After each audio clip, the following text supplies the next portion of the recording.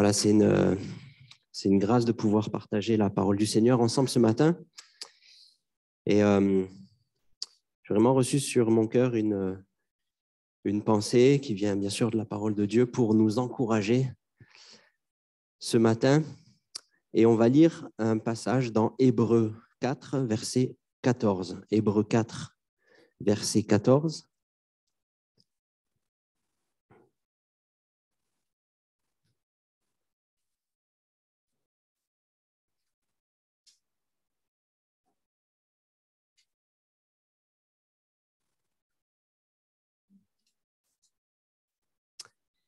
Hébreux 4, verset 14 à 16. Ainsi, puisque nous avons un grand souverain sacrificateur qui a traversé les cieux, Jésus, le Fils de Dieu, demeurons fermes dans la foi que nous professons, car nous n'avons pas un souverain sacrificateur qui ne puisse compatir à nos faiblesses. Au contraire, il a été tenté comme nous en toutes choses, sans commettre de péché. Approchons-nous donc avec assurance du trône de la grâce, afin d'obtenir miséricorde et de trouver grâce pour être secourus dans nos besoins. Amen. J'ai intitulé ce message « Jésus compatit à tes faiblesses ». Jésus compatit à tes faiblesses. Et nous avons dans ce passage de cette lettre aux Hébreux qui est un exposé doctrinal incroyable où nous voyons cet auteur de l'Épître aux Hébreux. Nous ne savons pas exactement qui c'est, mais en tout cas, il s'adresse aux Hébreux et en partant, bien sûr, de l'ancienne alliance, en passant de ces promesses du souverain sacrificateur selon l'ordre de Melchisédek, nous voyons qu'il expose combien Christ est le Messie tant attendu. Et il y a dans ce passage un encouragement, une exhortation à rester fermement attaché à la foi, à la confiance en Jésus. Lui qui a été, comme moi, comme toi, comme chacun de nous, pleinement humain, sujet à la faiblesse et qui compatit à sa faiblesse. Une exhortation à s'approcher du trône de la grâce afin d'être secouru dans ses faiblesses. La grâce de la croix, démonstration pleine et entière de celui qui nous aime et qui s'est approché le premier, qui est venu sur cette terre, s'offrir en sacrifice pour nous sauver. Et la première bonne nouvelle que je souhaite vous partager ce matin et qui a vraiment la puissance de nous encourager, chacun dans nos besoins, c'est que Jésus compatit à nos faiblesses. Jésus comprend par quoi on passe. Jésus souffre avec nous, c'est ça compatir, c'est souffrir avec. Jésus souffre avec nous dans les difficultés, les preuves que l'on traverse.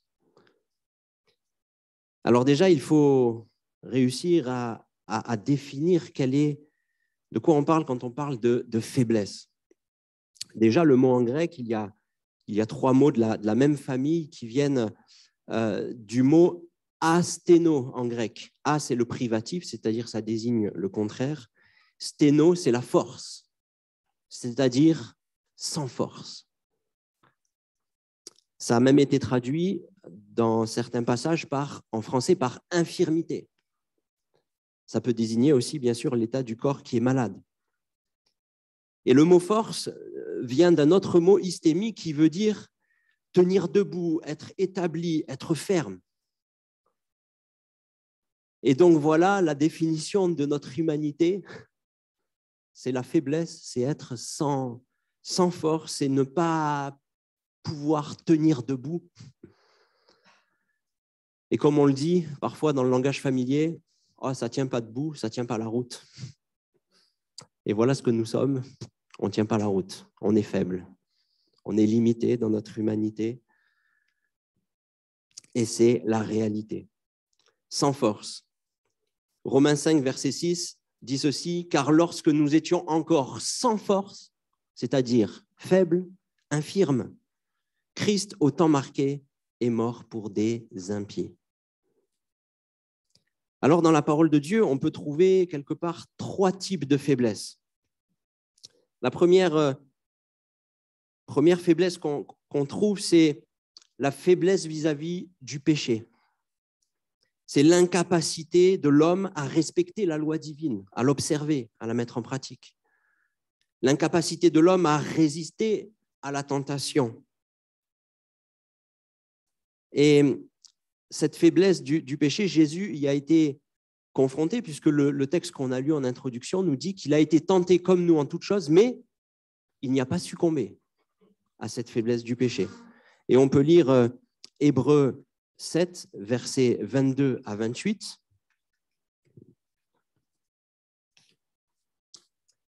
Hébreux 7, 22 à 28 nous dit ceci: Jésus est par cela même le garant d'une alliance plus excellente. De plus, il y a eu des sacrificateurs en grand nombre parce que la mort les empêchait d'être permanents. Mais lui, parce qu'il demeure éternellement, possède un sacerdoce qui n'est pas transmissible. C'est aussi pour cela qu'il peut sauver parfaitement ceux qui s'approchent de Dieu par lui, étant toujours vivants pour intercéder en leur faveur. Il nous convenait en effet d'avoir un souverain sacrificateur comme lui, saint, innocent, sans tache, séparé des pécheurs et plus élevé que les cieux, qui n'a pas besoin, comme les souverains sacrificateurs, d'offrir chaque jour des sacrifices, d'abord pour ses propres péchés, ensuite pour ceux du peuple, car ceci, il l'a fait une fois pour toutes en s'offrant lui-même. En effet, la loi établit des souverains sacrificateurs, des hommes sujets à la faiblesse, mais la parole du serment qui a été fait après la loi établit le Fils qui est parfait pour l'éternité. La faiblesse du péché, Jésus y a été confronté, mais il n'y a jamais cédé. Il est toujours resté sans commettre de péché. Et cette faiblesse du péché, Jésus l'a portée sur la croix pour nous donner la victoire, pour nous secourir. Matthieu 8, verset 17, il a pris sur lui nos infirmités, il a pris sur lui notre faiblesse. La deuxième faiblesse qu'on peut voir dans les Écritures, c'est la faiblesse de la chair, c'est-à-dire la faiblesse du corps. Ça désigne les maladies. Paul le dit d'ailleurs aux Galates, que c'est dans la circonstance d'une infirmité dans ma chair que je vous ai annoncé pour la première fois l'Évangile. Donc ça désigne la maladie. Et la faiblesse que l'on trouve aussi dans les Écritures, c'est tout simplement la faiblesse de la condition humaine. C'est le lot de tous les hommes. Et ça a été aussi la condition de Christ, le Fils de Dieu, fait homme, sujet à la faiblesse humaine, sujet à la souffrance, sujet à être malmené dans ses émotions, sujet aux limites humaines. Jésus, en tant que Dieu, était sur terre, mais il n'était qu'à un seul endroit, à un instant T. Vous êtes d'accord? Il n'était pas partout. Et quelque part, Jésus a volontairement laissé quelques attributs de la divinité pour revêtir les limites de l'existence humaine. Et tout cela, bien sûr, concernant Jésus, sans la faiblesse du péché. Alors, pour bien illustrer tout ça, on peut lire aussi Hébreux 2, versets 17 et 18. Je vous le lis. En conséquence, il a dû être rendu semblable en toutes choses à ses frères, afin qu'il fût un souverain sacrificateur miséricordieux et fidèle dans le service de Dieu, pour faire l'expiation des péchés du peuple. Car, ayant été tenté lui-même dans ce qu'il a souffert, il peut secourir ceux qui sont tentés. Un autre passage dans Hébreux 5, versets 5 à 10, je vous le lis. Et Christ ne s'est pas non plus attribué la gloire de devenir souverain sacrificateur, mais il la tient de celui qui a dit « Tu es mon fils, je t'ai engendré aujourd'hui ». Comme il dit encore ailleurs, « Tu es sacrificateur pour toujours selon l'ordre de Melchisédek ».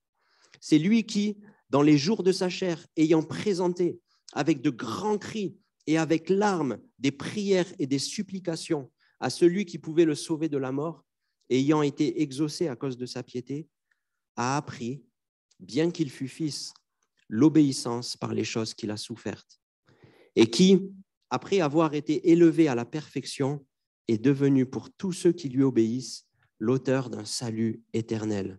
Dieu l'ayant déclaré souverain sacrificateur selon l'ordre de Melchisédek. Et on voit dans ce passage, et très certainement l'auteur de l'Épître aux Hébreux fait référence à l'agonie de Christ dans le jardin de Gethsémanée avant la croix, là où il est saisi de tristesse, d'angoisse. On voit ici dans ce passage d'Hébreux 5 que Jésus est celui qui, avec des grands cris, avec des larmes, a fait monter à son Père des prières, des supplications. On voit que là, Jésus était parfaitement humain, comme nous le sommes, sujet à la souffrance, sujet à l'inquiétude, sujet à l'angoisse.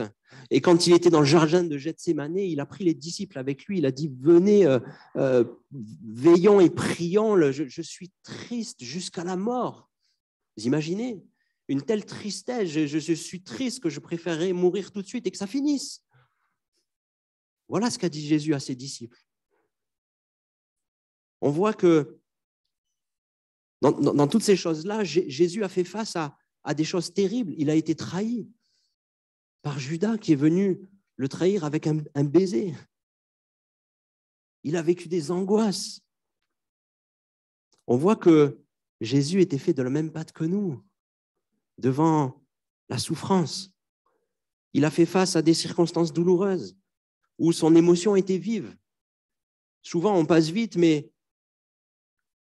est-ce que vous savez ce qui s'est passé quand Jésus a appris la mort de son cousin Jean-Baptiste, que Hérode a fait décapiter? Il y a juste un verset. Matthieu 14, verset 13. Jésus, ayant appris cette nouvelle, se retira dans un lieu désert. Point. Il est en pleine mission avec les foules qui avaient besoin d'entendre le message du royaume de Dieu, avec les foules qui avaient besoin d'être guéris, d'être délivrés des démons, etc., etc. Jésus a laissé la foule pour se retirer dans un lieu désert. Pourquoi? Parce qu'il était touché dans ses émotions. Il était touché dans son cœur. Il était pris par la tristesse de la perte de son cousin. Il a dû s'isoler. Ça n'a pas duré longtemps. La foule l'a suivi et puis la mission a assez vite continué. Mais Jésus a eu besoin d'être consolé par son Père dans ce moment difficile. Jésus était humain et il n'a pas réagi en disant « c'est bon, je bombe le torse, je suis fils de Dieu, je suis tout puissant, je suis fort, rien ne peut me toucher, rien ne peut m'atteindre. » Non. Devant le tombeau de Lazare, Jésus a pleuré.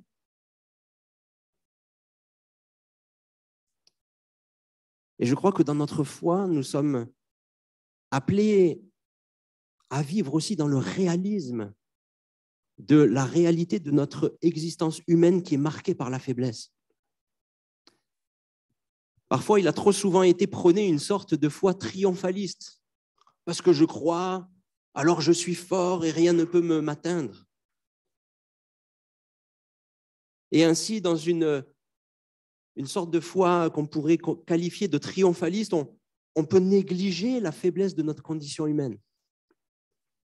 On peut nier totalement la réalité ou faire comme si elle n'existait pas, l'occulter. On peut, quand on est sorti du réalisme, complètement refouler nos émotions, ce qui se passe à l'intérieur, et vivre que de façade.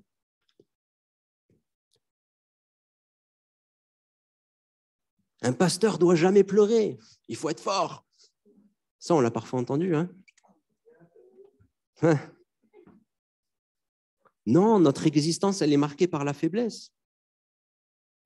Notre existence, elle est marquée par de l'infirmité. Regardez voir un petit peu. Tous ceux et toutes celles qu'on trouve dans la Bible. Moïse, il bégayait. Ça commençait pas bien déjà pour aller parler devant le Pharaon. Jacob était trompeur. David, au début, était un petit jeune frisé qu'on méprisait. Et après, quand il a grandi, il avait un penchant pour les femmes. Aïe. Pierre était impulsif. Jean était un peu trop bisounours, collé à la poitrine de Jésus. Gédéon était petit. La liste pourrait être longue. Mais on va finir par le dernier, Lazare était mort. Alors, si tous ces hommes et ces femmes qui ont vécu quelque chose de glorieux avec le Seigneur, alors nous, ça nous donne de l'espoir, non? Amen ou pas? Vous êtes d'accord? Pour nous, ça nous donne de l'espoir. Et quelque part, je crois qu'il faut considérer, mon frère, ma sœur, quelle est ton infirmité, quelle est la situation de faiblesse à laquelle tu fais face et qui te pousse à dépendre de Dieu. Ça peut être une situation familiale difficile, ça peut être la maladie, ça peut être toutes sortes de situations. Quelle est l'infirmité qui marque ta vie, qui te pousse à chercher Dieu et avoir vraiment besoin de son secours pour qu'il vienne t'aider dans tes besoins? Il faut être réaliste et ne pas se voiler la face avec une sorte de pseudo-foi triomphaliste. Parce que le problème de vivre d'une telle foi, ça peut nous conduire dans une hypocrisie religieuse, faire semblant, donner l'apparence que tout va bien alors qu'au fond, tout va mal. Une sorte d'apparence qu'on se construit où finalement on réalise qu'il y a un décalage entre ce que notre bouche proclame et le réel état de notre cœur, qui est là comme misérable parce qu'on refuse de regarder la vérité en face. On refuse de regarder la réalité en face. Et cela peut venir d'une conception où on a finalement adoré seulement un Jésus qui est que divin et pas un Jésus qui est humain. Touché dans ses émotions, atteint par la peine que suscite la faiblesse. Cette faiblesse qui nous pousse à rester dans l'humilité. Alors je crois que nous ne sommes pas appelés à entretenir une apparence, mais à vivre avec sincérité. Et j'ai vraiment été encouragé par notre sœur tout à l'heure qui a lu une partie du psaume 145. L'Éternel est proche de tous ceux qui l'invoquent avec sincérité. Est-ce que vous savez ce que ça veut dire, la sincérité? Être sincère, ça vient d'où? Le mot sincère, sincere. C'est un mot qui vient du latin sincera, qui veut dire sincère. Pourquoi sincère? Parce qu'à l'époque où on faisait des beaux tableaux de peinture, qu'est-ce qu'on faisait? On masquait les défauts avec un petit peu de cire, là où il y avait des petites craquelures, là où il y avait des manques de peinture, etc. Et on masquait les imperfections avec de la cire. Et être sincère, c'est être sans cire. De ne pas vouloir cacher ses défauts, mais d'être vulnérable, d'être honnête, d'être transparent devant Dieu et devant les hommes. Voilà ce à quoi le Seigneur nous appelle. Jésus n'était pas que divin, il était aussi humain. Voilà pourquoi c'est une consolation pour nous de savoir et de saisir par la foi que Jésus compatit à nos faiblesses. Que ce soit la tentation, que ce soit la faiblesse de l'humanité, la maladie, car c'est là qu'on peut être secouru. Car il a lui-même vécu ces choses-là avant moi, sans péché, bien entendu. Il y a été confronté le premier. Et j'aimerais vous lire un passage d'un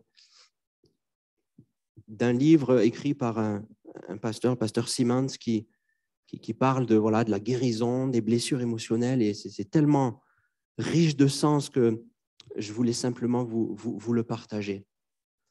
Le simple fait qu'il puisse comprendre la présence de nos faiblesses est déjà satisfaisant. Mais j'ai une nouvelle encore meilleure pour vous. Il comprend même la sensation de nos infirmités.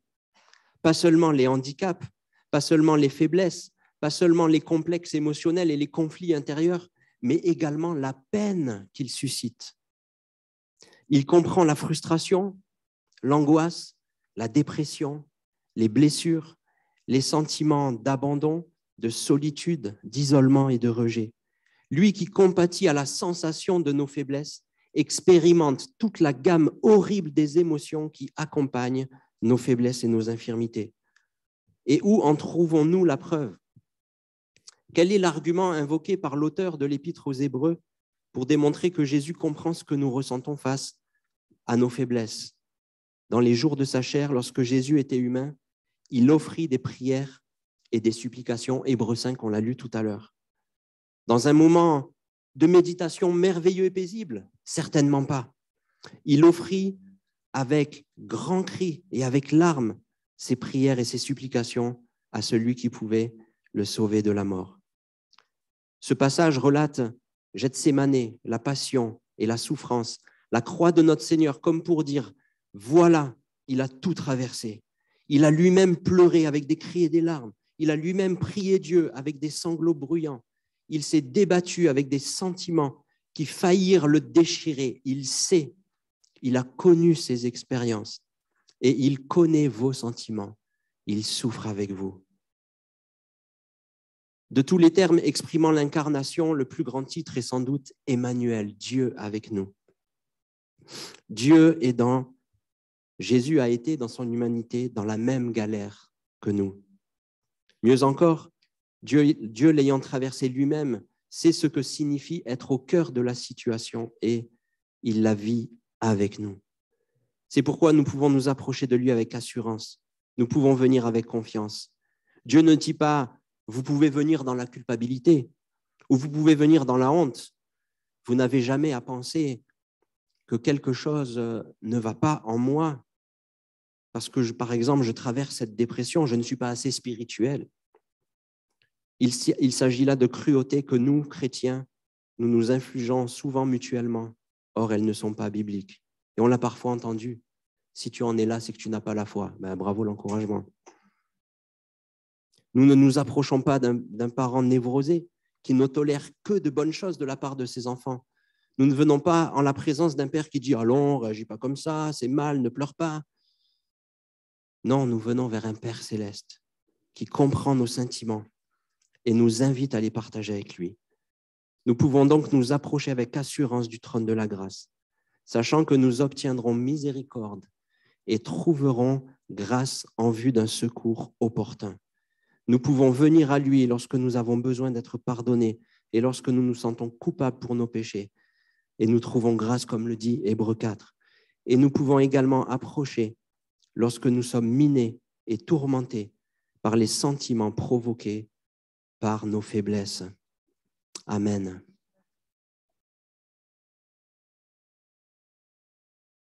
Quelle grâce nous avons de savoir qu'il compatit à nos faiblesses. Et je crois que nous avons besoin d'équilibre dans notre compréhension de la personne et de l'œuvre de Jésus et de notre foi qui en découle. Je crois qu'il y a deux extrêmes à bannir.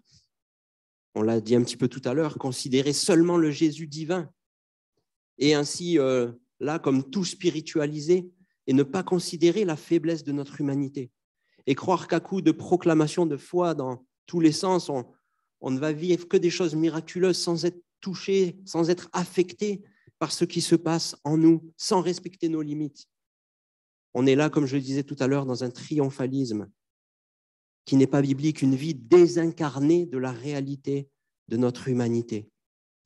Un autre extrême à bannir, c'est de mettre tellement l'emphase sur l'homme, sur tout ce qui concerne l'homme, la psychologie, ces choses-là qui sont bonnes. Je veux dire, si on va voir le médecin pour le cancer, on peut aller voir aussi le médecin de l'âme qui maîtrise ces questions-là de la psychologie. Ça vient toujours aider. Mais on peut tellement mettre l'emphase sur l'homme que finalement, on développe un humanisme exacerbé où il n'y a plus de place pour la foi dans le miraculeux divin et que tout est finalement verrouillé par les impossibilités humaines. Et là, on arrive dans le fatalisme. Ah ben, c'est comme ça. Il n'y a rien qui peut changer. Et c'est dommage. Non. Il y a le secours divin qui peut tout changer. Amen. Nous avons tout pleinement en Christ. Alors, si nous en venons à la faiblesse du péché, de la tentation, comme il est écrit dans le passage d'Hébreux 4 qu'on a lu au début, Jésus a été tenté en toutes choses comme nous le sommes, mais sans commettre de péché. On en vient forcément à l'épisode de Jésus dans le désert qui fut tenté. Et on va le lire, Luc 4, verset 1er au verset 13. Jésus, rempli du Saint-Esprit, revint du Jourdain et il fut conduit par l'Esprit dans le désert, où il fut tenté par le diable pendant 40 jours.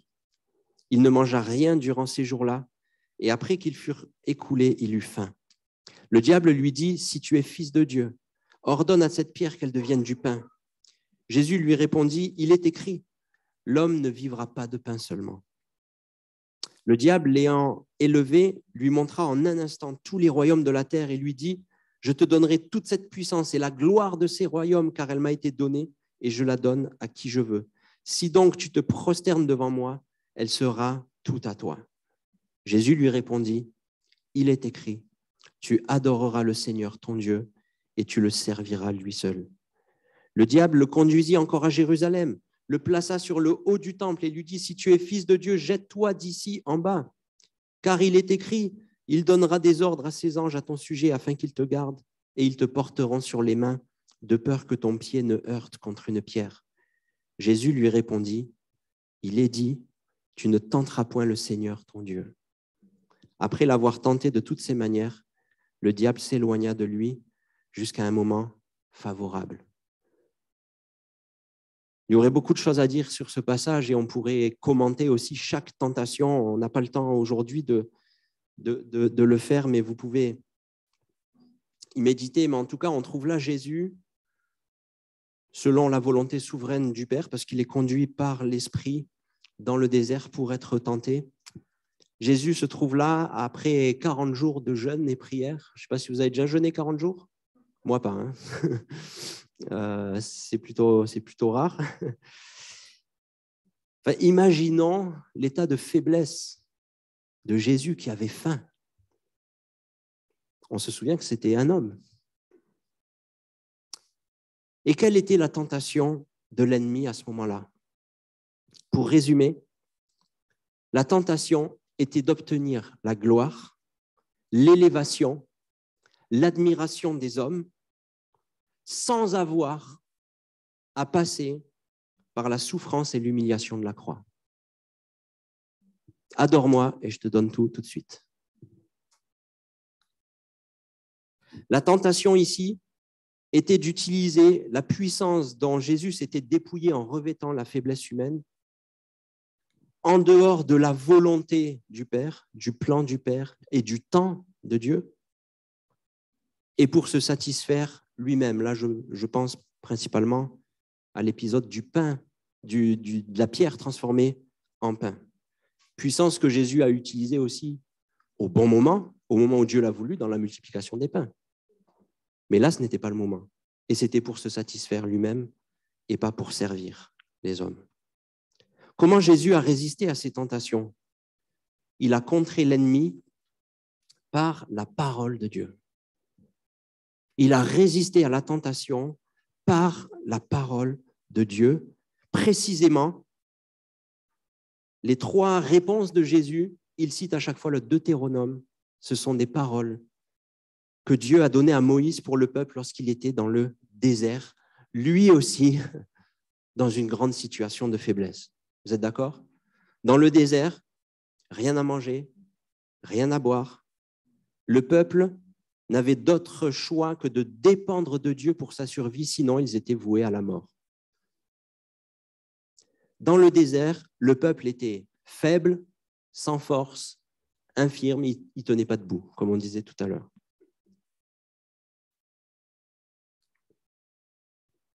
Et la tentation du diable à ce moment-là, devant Jésus, c'est quoi?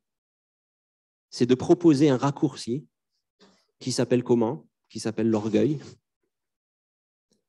pour se débrouiller lui-même au lieu de dépendre de Dieu et de passer par le chemin de la souffrance, qui est le passage obligé pour apprendre l'obéissance, ce chemin qui s'appelle l'humilité. On l'a lu tout à l'heure dans Hébreux 5:8. Jésus a appris, bien qu'il fût fils, l'obéissance par les choses qu'il a souffertes. Et on voit là la tentation de l'ennemi qui veut le pousser à obtenir ce que Dieu a prévu pour lui, la gloire, mais sans le chemin de la croix. Par rapport à la faiblesse de l'humanité dont on parlait tout à l'heure, notre appel, c'est, je le disais, le réalisme, c'est accepter les limitations de notre condition humaine, accepter qu'au fond de nos cœurs, il y a des choses qui ont besoin d'être guéries. Car on le sait, c'est plus facile de développer une apparence plutôt que de regarder honnêtement sous la surface de notre cœur, n'est-ce pas? Accepter la faiblesse de l'humanité, accepter les infirmités qui sont là sur notre route afin de dépendre seulement des ressources divines et de ne pas compter sur nos propres capacités ou notre sagesse humaine. Voilà l'humilité que le Seigneur veut pour nos vies. Et on connaît l'apôtre Paul qui dit lui-même vouloir se glorifier de ses faiblesses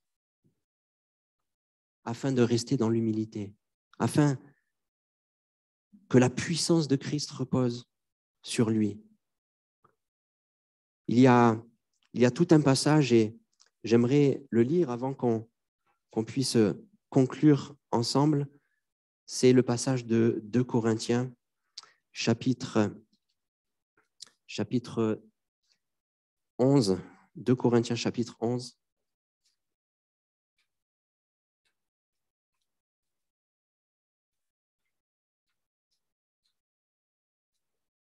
De Corinthiens chapitre 11. Voilà.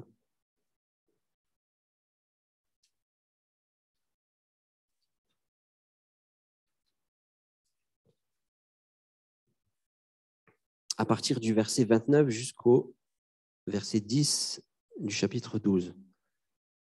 2 Corinthiens 11, verset 29. Qui est faible, que je ne sois faible? Qui vient à tomber, que je ne brûle? S'il faut se glorifier, c'est de ma faiblesse que je me glorifierai. Là, quelque part, là, Paul était aussi en train de démontrer la réalité de son apostolat qui découle de Christ, alors que les Corinthiens avaient été perturbés par des super apôtres qui se glorifiaient dans leur chair. Dieu qui est le Père du Seigneur Jésus et qui est béni éternellement sait que je ne mens point. À Damas, le gouverneur du roi Arétas faisait garder la ville des Damascéniens pour se saisir de moi, mais on me descendit par une fenêtre dans une corbeille le long de la muraille et j'échappais de leurs mains. Et juste avant ça, Paul décrit, vous pourrez lire aussi, tous les dangers de mort auxquels il a fait face dans la persécution, etc., etc. Il faut se glorifier. Cela n'est pas bon. J'en viendrai néanmoins à des visions, à des révélations du Seigneur. Je connais un homme en Christ qui fut, il y a 14 ans, ravi jusqu'au 3e ciel. Si ce fut dans son corps, je ne sais. Si ce fut hors de son corps, je ne sais. Dieu le sait.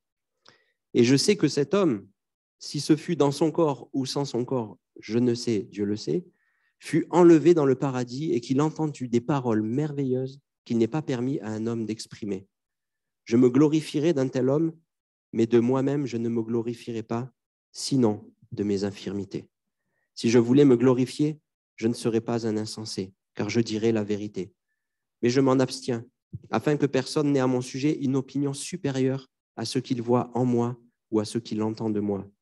Et pour que je ne sois pas enflé d'orgueil à cause de l'excellence de ces révélations, donc là, Paul avoue que l'homme dont il parlait avant, il parlait de lui-même en fait, de l'excellence de ces révélations, il m'a été mis une écharpe dans la chair, un ange de Satan pour me souffleter et m'empêcher de m'enorgueillir. 3 fois, j'ai prié le Seigneur de l'éloigner de moi, et il m'a dit, ma grâce te suffit, car ma puissance s'accomplit dans la faiblesse.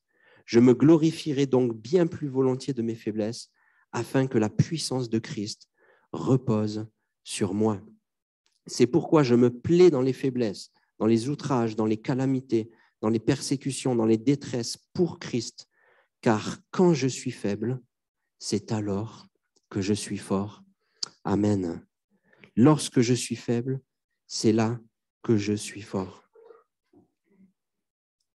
Bien sûr, nous ne sommes pas appelés à rester figés dans nos faiblesses, mais nous sommes appelés à quoi? À nous approcher. À nous approcher. C'est l'exhortation que l'on a dans Hébreux 4 qu'on a lu au début.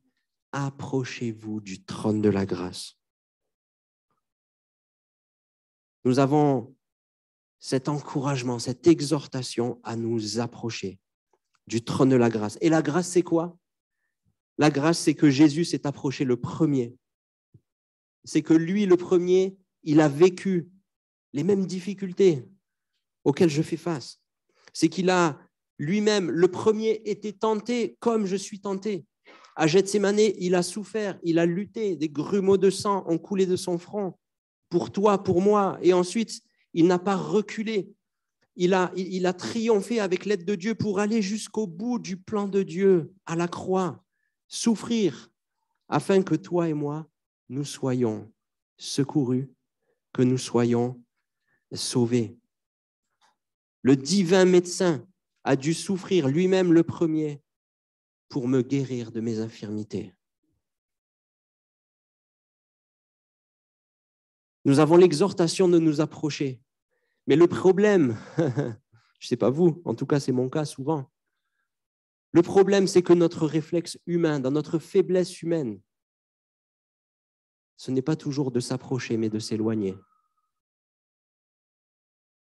Souvent, mon réflexe humain dans ma faiblesse, dans ce sentiment d'indignité, ce sentiment de culpabilité, on a parlé il y a quelque temps des accusations de l'ennemi qui nous fait porter un poids de culpabilité qui fait qu'on se sent indigne, on se sent pas assez bien pour approcher du Seigneur. Du coup, en écoutant ces mensonges, je m'éloigne de mon Seigneur. Je me sens accusé, j'ai le cœur lourd. Je ne me sens pas assez pur ou assez saint pour m'approcher de lui. Et je perds la réalité de la grâce. Dans la faiblesse humaine, je m'éloigne. Je ne lis plus ma Bible, je ne prie plus. Et il y a des moments où on n'arrive même plus dans notre détresse à prier. C'est la réalité de notre faiblesse humaine. Et ça peut aussi être le piège de l'ennemi de nous garder dans la culpabilité, de nous tenir à distance. Accusé, on en a parlé ensemble, accusé par une mauvaise conscience, acculé devant mon incapacité chronique à renoncer à tel ou tel péché ou telle pensée, on se sent indigne. Et c'est vrai, nous sommes indignes. Mais Dieu, dans son amour, a donné son Fils pour porter cette indignité, cette condamnation à la croix, afin que librement, je puisse m'approcher. Afin que libéré, purifié de mon péché, je puisse m'approcher du trône de la grâce et être secouru dans mes faiblesses. Ces faiblesses qu'il comprend, ces faiblesses auxquelles il compatit. Amen. Ces faiblesses dans lesquelles il souffre avec moi.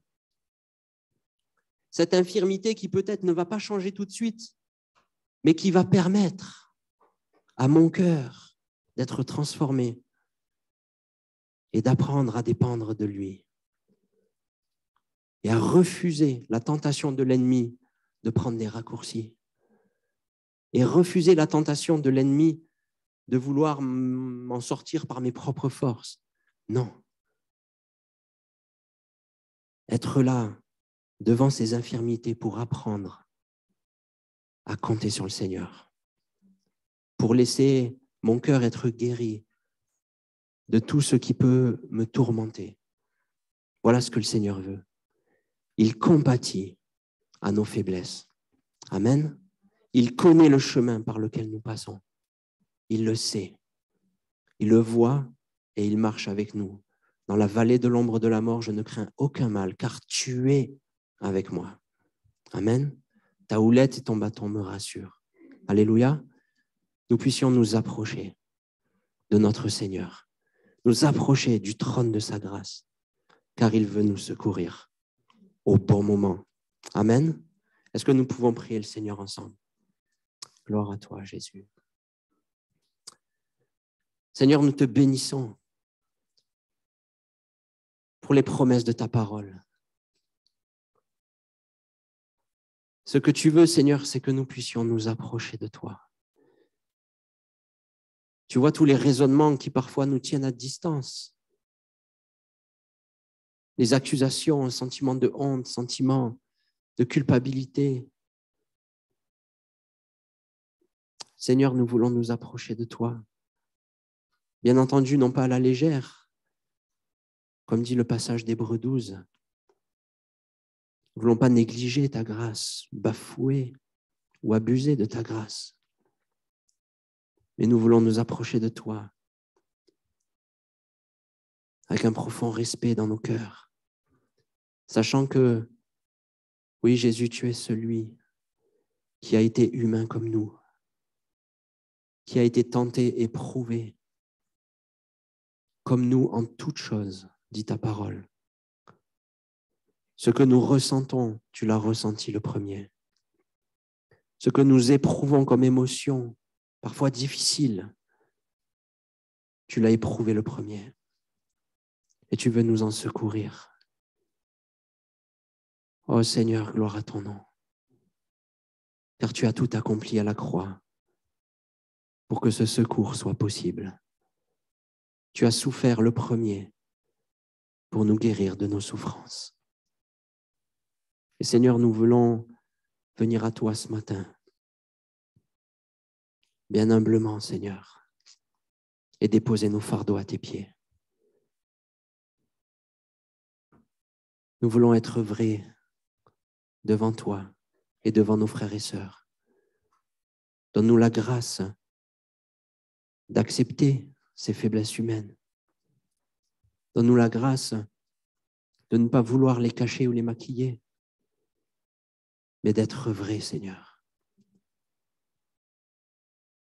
afin que nous puissions triompher. Tant que nous mettons un vernis sur les choses ou de la cire, les défauts restent là. Mais ce que tu veux, Seigneur, c'est restaurer, guérir en profondeur. Seigneur, à travers ces difficultés, tu nous apprends à dépendre de toi. Dans nos faiblesses, comme le peuple dans le désert, tu nous apprends à dépendre de toi. Et Seigneur, nous voulons te dire oui, nous voici. Nous voici devant toi, Seigneur.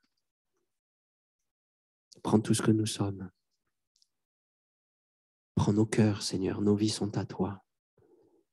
Tu connais les difficultés de chacun. Tu vois la difficulté du chemin de plusieurs, de beaucoup.